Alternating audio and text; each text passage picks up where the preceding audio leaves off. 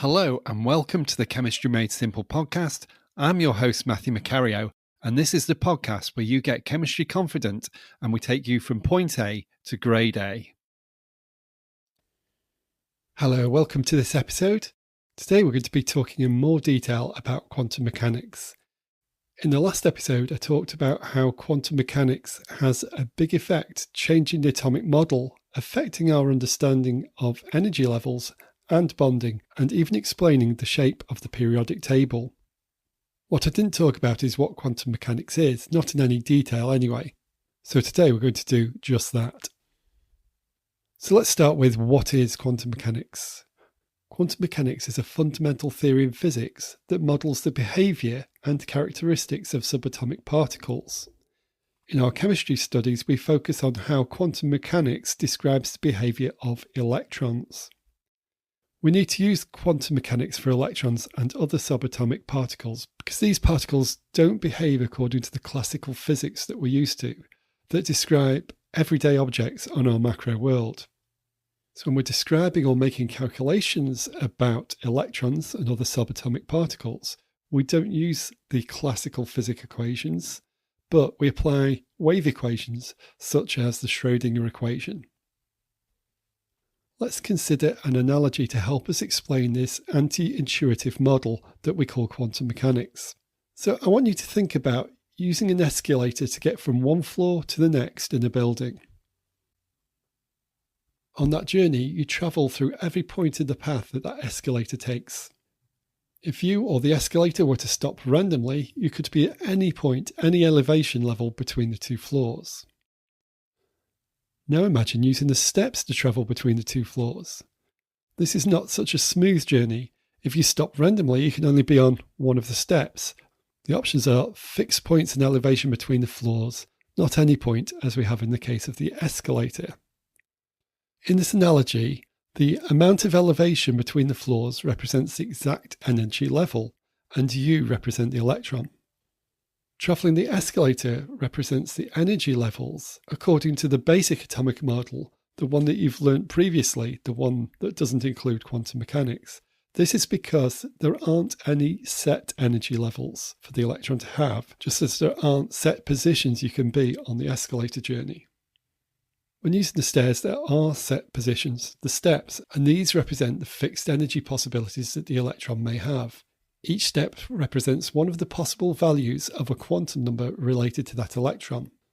The electron can only have those possible values and never an in-between value.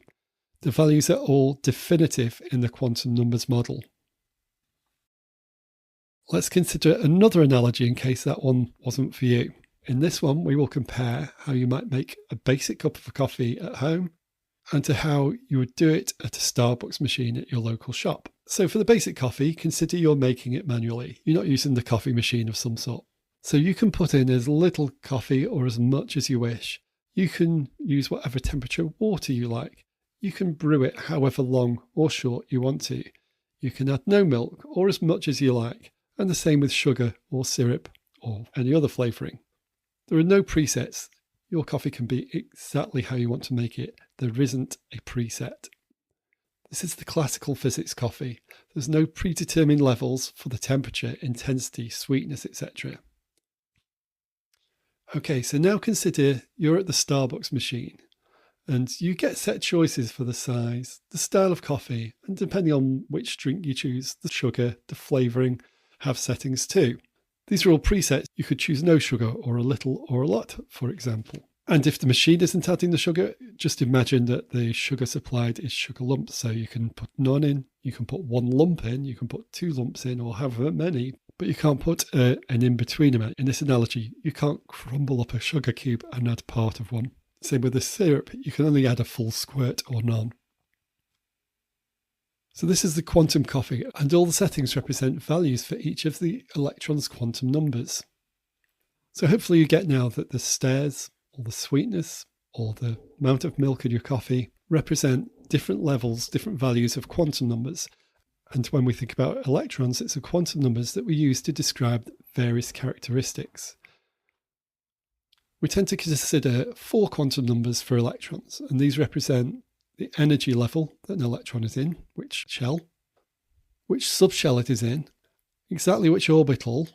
So that's 3 quantum numbers that describe an electron's position within an atom.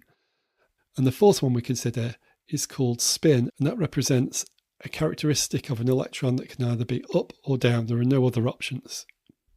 Whilst all the quantum numbers are important and describe features and restrictions that we'll come to related to electrons and atoms, you are only likely to be directly asked about the principal quantum number, which tells which shell, which energy level an electron is in.